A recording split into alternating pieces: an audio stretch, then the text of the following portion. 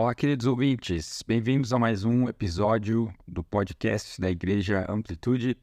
No episódio de hoje, vamos refletir sobre a agonia de Jesus no Getsemane, em Marcos 14.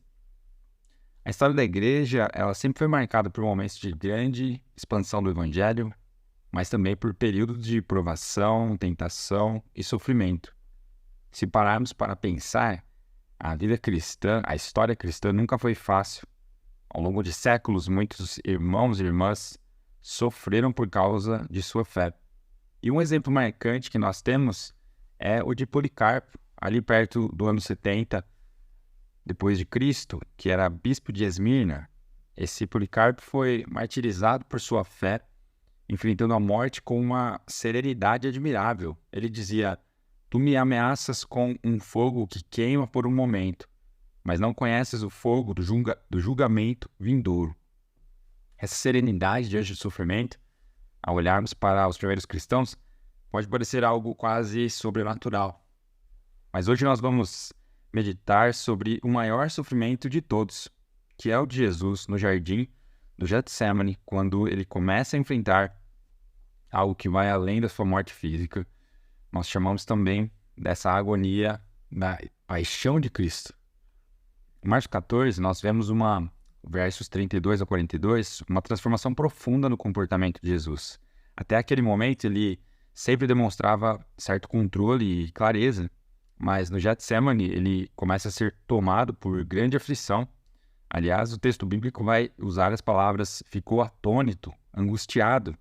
É como se ele estivesse encarando algo muito maior do que a morte que se aproximava. O que estava, de fato, acontecendo com Jesus? Sem dúvida, ele sabia que seria entregue à morte, ele já tinha falado sobre isso para os discípulos. Mas agora, ele estava começando a experimentar a realidade das coisas que viriam. O cálice que ele pede para o Pai finalmente afastar não é apenas a dor física da cruz, mas a experiência de carregar o pecado de toda uma humanidade em suas costas.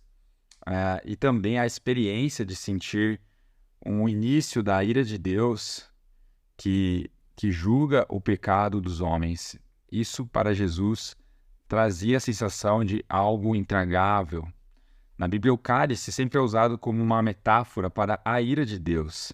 E em Isaías, por exemplo, 51, 22, vemos Deus dizendo: "Tu que és o abismo de atordoamento, tu que bebes da taça da minha ira."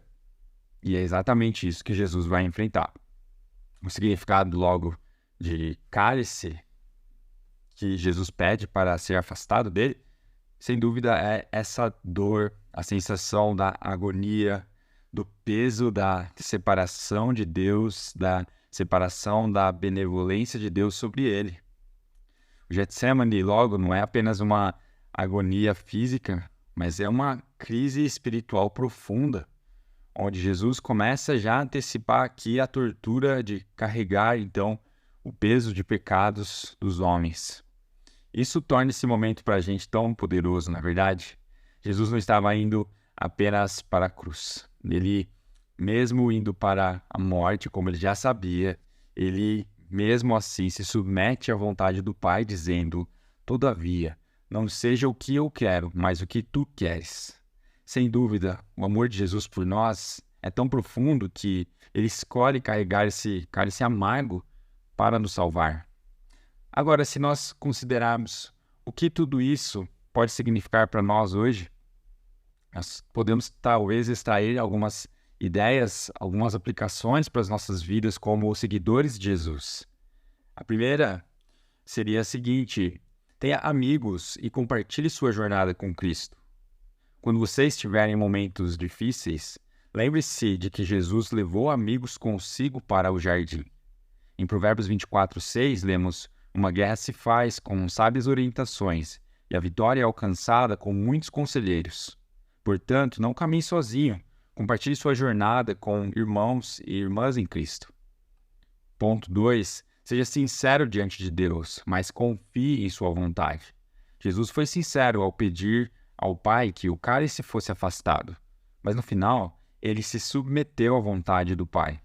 Nos momentos de angústia, podemos ser sinceros com Deus, mas precisamos confiar que Ele está no controle de todas as coisas e que a sua vontade é boa, perfeita e agradável, como lemos em Romanos 12, 2. E terceiro, vigiar e orar. Jesus pediu para os discípulos que vigiassem e orassem. Jesus sabia que a carne é fraca e, sem oração, não podemos resistir à tentação. Em momentos de crise, nossa tendência é até dormir, ou seja, fugir da realidade. Mas o cristão é chamado para estar acordado, vigilante, buscando forças em Deus. E como uma conclusão, Jesus enfrentou o cálice da ira de Deus para nos justamente livrar dessa ira. Ele suportou o sofrimento, a separação e a morte para que pudéssemos ter vida eterna com o Pai. Agora Ele também nos chama para seguir seu exemplo de obediência, confiança, mesmo quando enfrentamos os cálices amargos da vida.